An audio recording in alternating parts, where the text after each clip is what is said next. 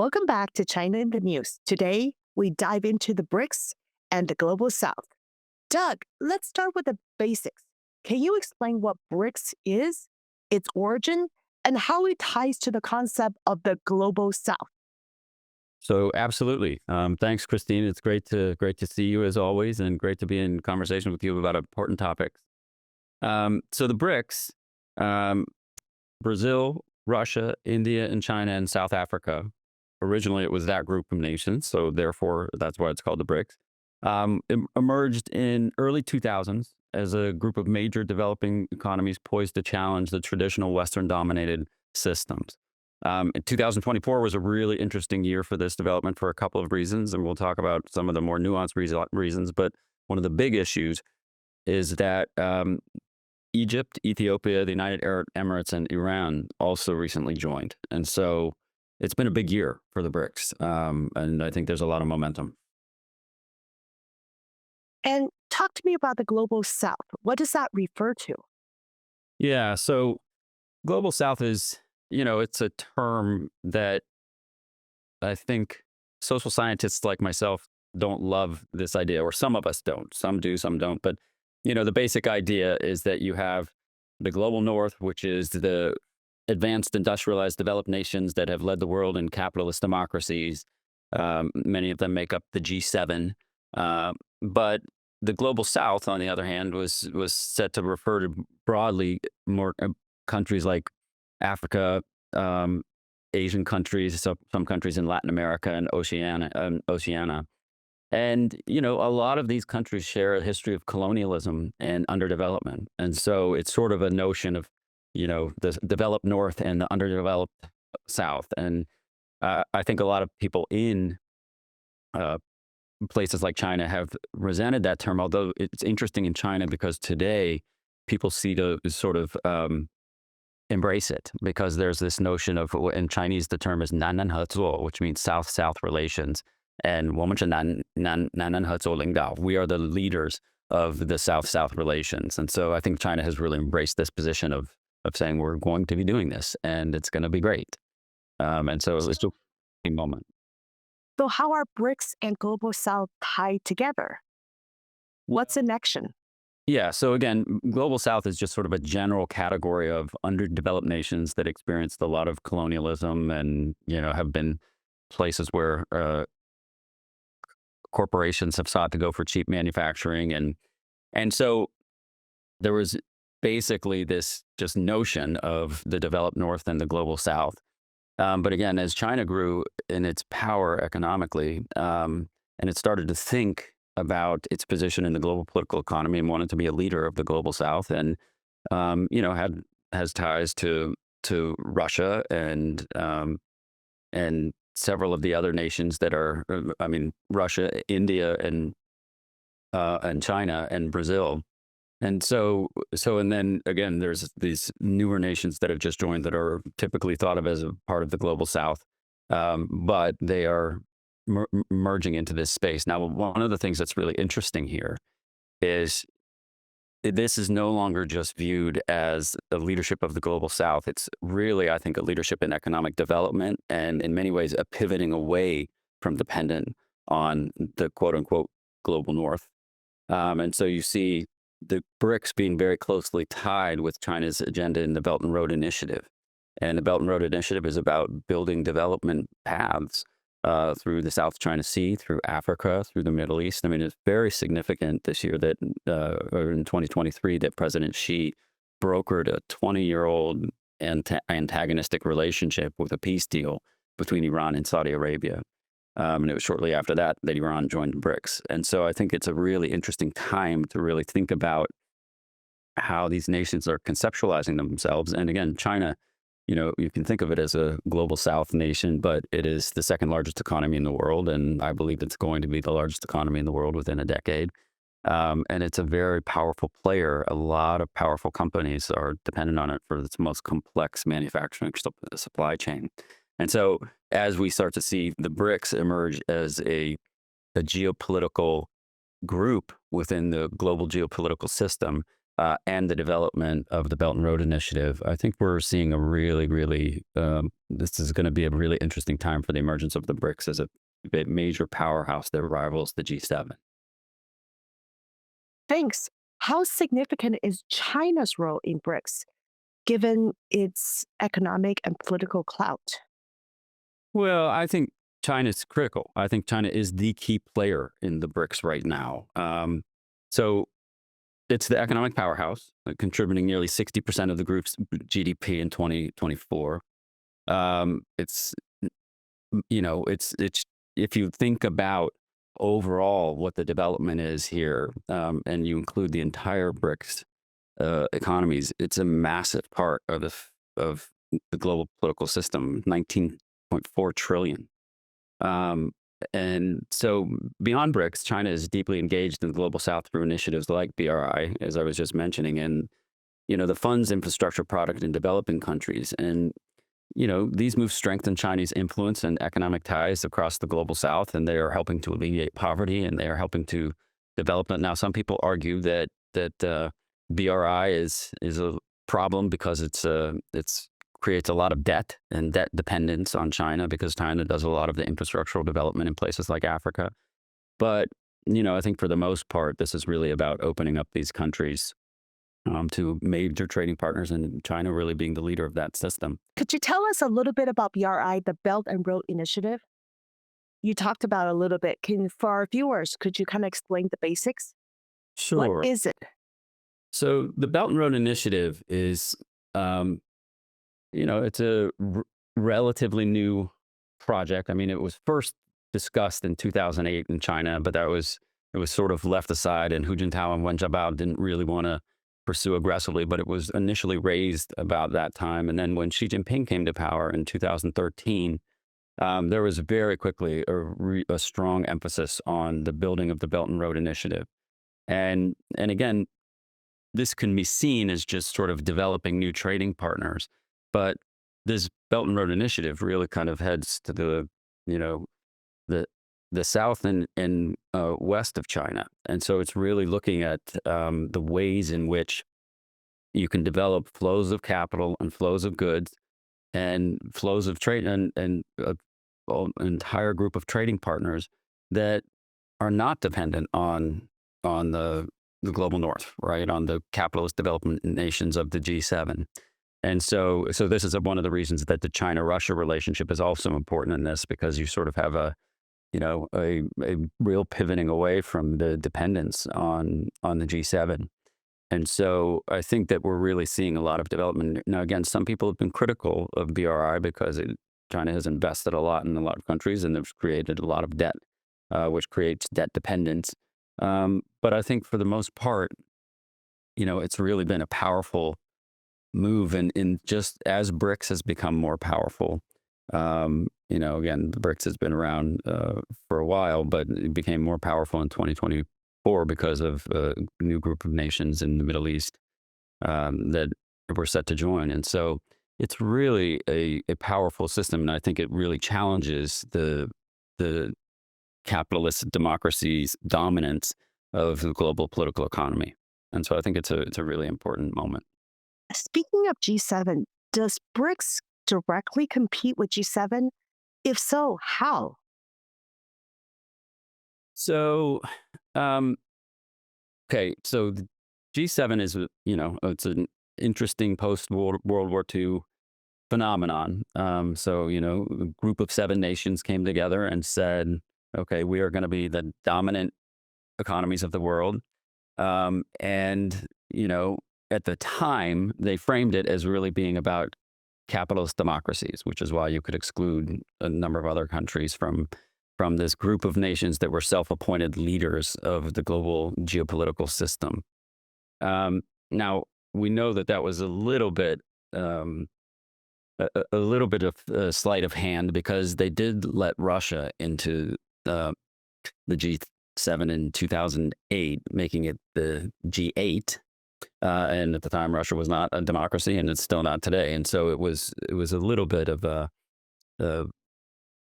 just clearly they wanted a relationship with Russia, and it wasn't really about capitalist democracies. Now, they kicked Russia out in 2013 because of Crimea. But, people in 23, China, 2023, right? no, 2013, Russia was kicked out. Oh, okay. Yeah. So, yeah, they were only in from 2000, Oh, 2013. oh, that was like even 11 years ago. Okay. It Yeah. wasn't Ukraine. It was Crimea. No. Yeah. It was Okay. Crimea. Yeah. Thank you. Yeah, that's okay.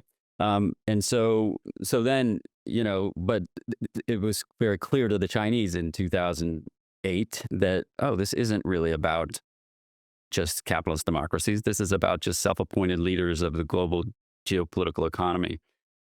Now, the G7 then moved to set up another organization called the G20, which was, I always like to frame it as it sort of feels, and I know plenty of Chinese leaders and people who think about it this way.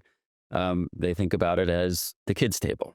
Like, okay, well, we're the G7, and even though you're the second largest economy in the world, China, you don't get to be at the big table, but you can be at the kids' table, the G20. And I think it rankles a lot of people in China. And so the G7 is viewed in my view of people I know who think about this a lot in China. They think it's just a very arrogant system, and the G20 is not the answer, but BRICS is the answer. And so it's a really, really powerful move by China and then Brazil and India and South Africa. We often hear about BRICS nations seeking to de-dollarize. Why is this, and how realistic is it to replace US dollar as a dominant currency?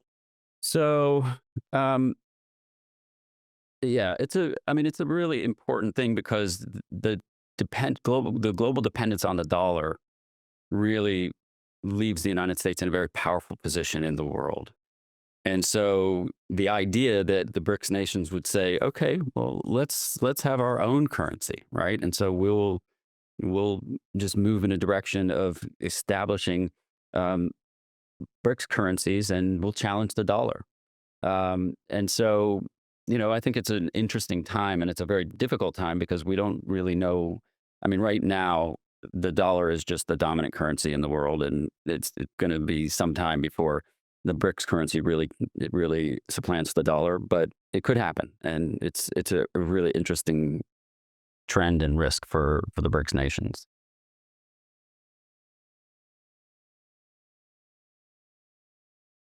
President-elect Trump threatened to impose 100% tariff on BRICS countries if they move away from the US dollar. It's actually raising concerns about global trade.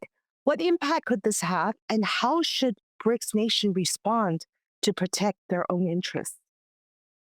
So, first of all, let me just say, a lot of President Trump's threats about, 60% tariffs, 100% tariffs, and then really making the case that these are penalizing um, the countries that the tariffs are being placed on. It's just wrong. And you and I have discussed this before, but anytime that Donald Trump or JD Vance says the 60% tariff on China is a tax on China, it's just incorrect. It's a tax on the companies that are producing things in China that are then exporting from China into the United States. But many of these companies are American companies. Walmart, as we've discussed before, is the single largest exporter from China to the United States. Apple makes most of its products in China. And so when you have 25% tariffs on electronic goods, Apple prices go up 25%, right? And so the real logic of tariffs is supposed to be that if you increase the prices of the goods at the border, then people will buy the American goods, which are more expensive, but they'll thus support American manufacturing jobs. The problem is if you don't have a manufacturing supply chain that can produce those goods, then you're just stuck with the more expensive goods. And so this idea of tariffs in general with respect to China, or tariffs of 100% with respect to BRICS countries, it's just, I don't believe it. I think it's just talk.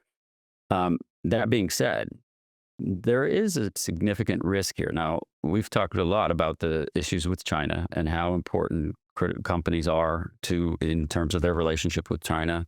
Apple, Tesla, Walmart, many others. And it's not easy to just go away quickly. That being said, um, if you were going to place 100% tariffs on all BRICS countries, you're suddenly dealing with a major portion of the manufacturing labor force in the world. I mean, think about this: two BRICS countries, Britain, China, and India, both have about populations of about 1.4 billion people. And what that means is that's about 30% of the global population. And a big portion of those populations in China, it's about 300 million. I'm not sure what the number is in India, but about 300 million are the migrant labor force that are willing to work for very cheap. And so the idea that you're going to suddenly have 100% tariffs on BRICS countries and then we're going to rebuild the manufacturing supply chain in America, it's not going to happen that way. It's just really silly talk.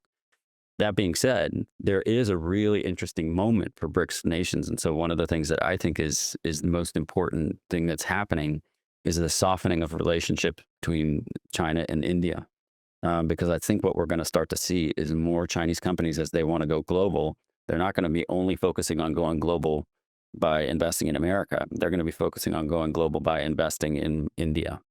And we've already seen the one key example of this with Foxconn in Chennai, but I think we're going to start to see a lot more. And so I think the solving of this border dispute and the fact that Xi Jinping and Modi showed up in the same place and shook hands, I think it's a really important moment for BRICS, and I think the world should be paying attention.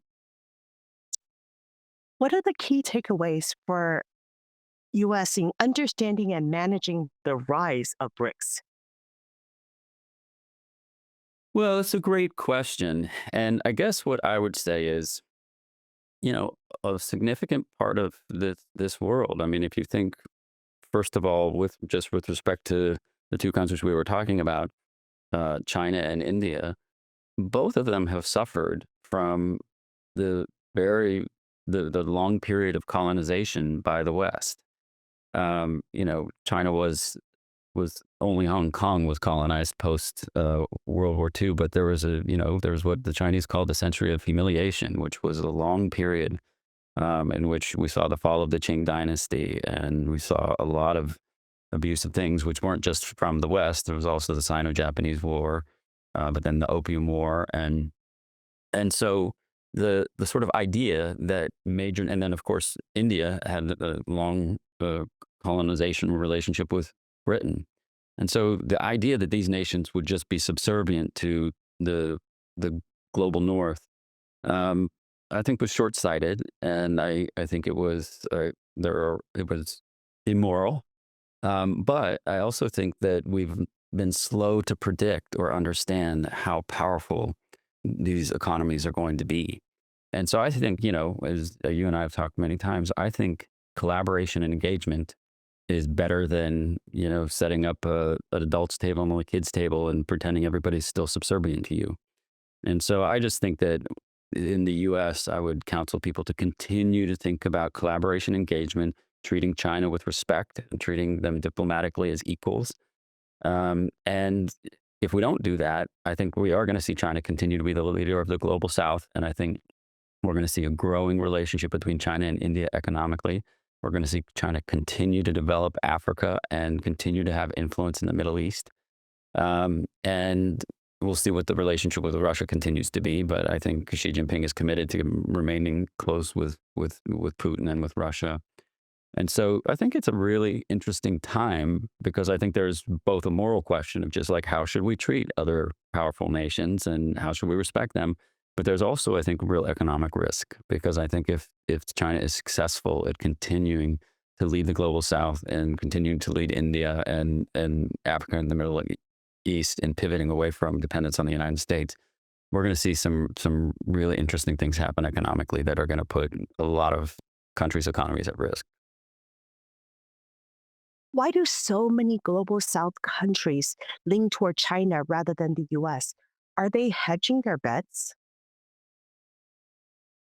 Um, so I don't know if it's hedging their bets.